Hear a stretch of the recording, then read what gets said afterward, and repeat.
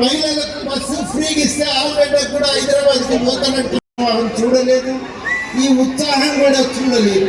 అద్భుతమైనటువంటి ఒక ఉత్సాహాన్ని ప్రదర్శించినాక ఇంకా ఎవరికి అనుమానం లేదు.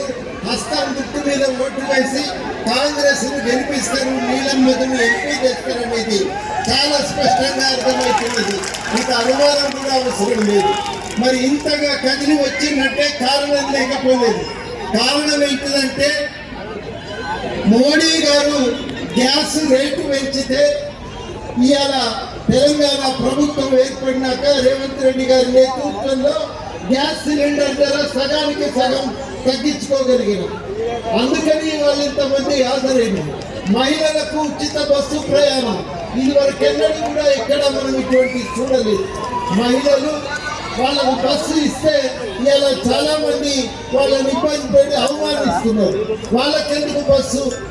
మహిళలకు బస్సు ఫ్రీగా ఇస్తే ఆల్రెడీ కూడా హైదరాబాద్కి పోతానంటే